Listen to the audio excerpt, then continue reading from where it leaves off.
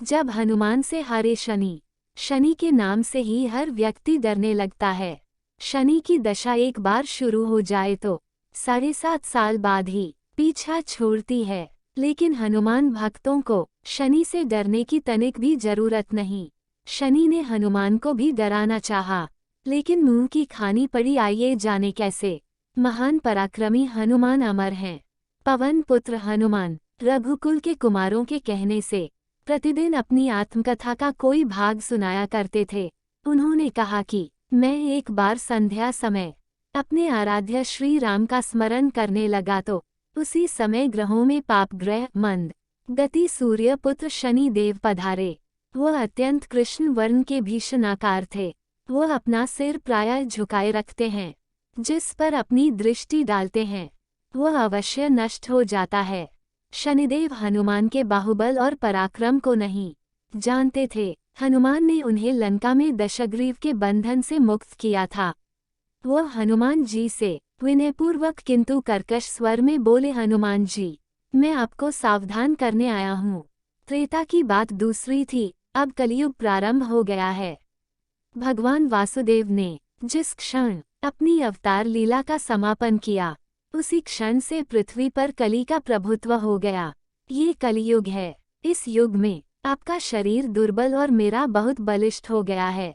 अब आप पर मेरी 7.5 की दशा प्रभावी हो गई है। मैं आपके शरीर पर आ रहा हूँ। शनिदेव को इस बात का तनिक भी ज्ञान नहीं था कि रघुनाथ के चरणाश्रुतों पर काल का प्रभाव नहीं होता। करुणा निधान जिनके हृदय में एक क्षण को भी आ जाते हैं, काल की कला वहाँ सर्वथा निष्प्रभावी हो जाती है। प्रारब्ध के विधान वहाँ प्रभुत्वहीन हो जाते हैं। सर्व समर्थ पर ब्रह्म के सेवकों का नियंत्रण, संचालन, पोषण प्रभु ही करते हैं। उनके सेवकों की ओर दृष्टि उठाने का साहस कोई सुर असुर करे तो स्वयं अनिष्ट भाजन होता है। शनिदेव के अग्रज यमराज भी प्रभु के भक्त की ओर देखने का साहस नहीं कर पाते। हनुमान जी ने शनिदेव को समझाने का प्रयत्न किया, आप कहीं अन्यत्र जाएं। ग्रहों का प्रभाव पृथ्वी के मरणशील प्राणियों पर ही पड़ता है। मुझे अपने आराध्य का स्मरण करने दें। मेरे शरीर में श्री रघुनाथ जी के अतिरिक्त दूसरे किसी को स्थान नहीं मिल सकता। लेकिन शनिदेव को इससे संतोष नहीं मिला। वह बोले, मैं सृष्टिकर्ता के विधान से विवश हूँ। आप पृथ्वी पर रहते हैं, अतः आप मेरे प्रभुत्व क्षेत्र से बाहर नहीं हैं। पूरे 22.5 वर्ष व्यतीत होने पर 7.5 वर्ष के अंतर से 2.5 वर्ष के लिए मेरा प्रभाव प्राणी पर पड़ता है, किंतु ये गौण प्रभाव है। आप पर मेरी 7.5 आज इसी समय से प्रभावी हो रही हो। मैं आपके शरीर पर आ रहा हूँ, इसे आप टाल नहीं सकते।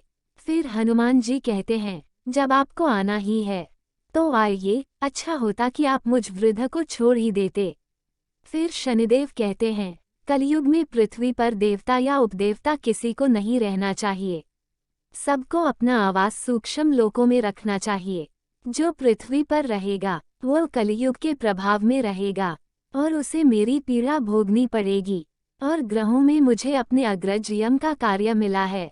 मैं मुख्य मारक ग्रह हूँ और मृत्यु के सबसे निकट वृद्ध होते हैं, अतः मैं वृद्धों को कैसे छोड़ सकता हूँ। हनुमान जी पूछते हैं, आप मेरे शरीर पर कहाँ बैठने आ रहे हैं। शनिदेव गर्व से कहते हैं, प्राणी के सिर पर। मैं 2.5 वर्ष प्राणी के सिर पर रहकर उसकी बुद्धि विचलित बनाए रखता हूँ। मध्य के 2.5 वर्ष उसके उदर में स्थित रहकर उसके शरीर को अस्वस्थ बनाता हूँ। वह अंतिम 2.5 वर्ष पैरों में रहकर उसे भटकाता हूँ। फिर शनिदेव हनुमान जी के मस्तक पर आ बैठे तो हनुमान जी के सिर पर खाज हुई। इसे मिटाने के लिए हनुमान जी ने बड़ा पर्वत उठाकर सिर पर रख लिया। शनिदेव चिल्लाते हैं, यह क्या कर रहे हैं आप। फिर हनुमान जी कहते हैं, जैसे आप सृष्टिकर्ता के विधान से विवश हैं, वैसे मैं भी अपने स्वभाव से विवश हूँ। मेरे मस्तक पर खाज मिटाने की यही उपचार पद्धति है और आप अपना कार्य करें और मैं अपना कार्य। ऐसा कहते ही हनुमान जी ने दूसरा पर्वत उठाकर सिर पर रख लिया। इस पर शनिदेव कहते हैं, आप इन्हें उतारिए, मैं संधि करने को तैयार हूँ। उनके इतना कहते ही हनुमान जी ने तीसरा पर्वत उठाकर सिर पर रख लिया तो शनि देव चिल्लाकर कहते हैं, मैं अब आपके समीप नहीं आऊंगा। फिर भी हनुमान जी नहीं माने और चौथा पर्वत उठाकर सिर पर रख लिया। शनिदेव फिर चिल्लाते हैं, पवन कुमार, त्राही माम ताही माम, रामदूत, आंजनेयाय नमः, मैं उसको भी पीड़ित नहीं करूंगा जो आपका स्मरण करेगा, मुझे उतर जाने का अवसर दें। हनुमान जी कहते हैं, बहुत शीघ्रता की, अभी तो 5वां पर्वत शिखर बाकी है।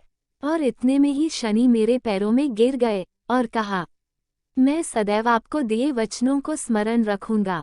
आघात के उपचार के लिए शनिदेव तेल मांगने लगे। हनुमान जी तेल कहाँ देने वाले थे, वही शनिदेव आज भी तेलदान से तुष्ट होते हैं।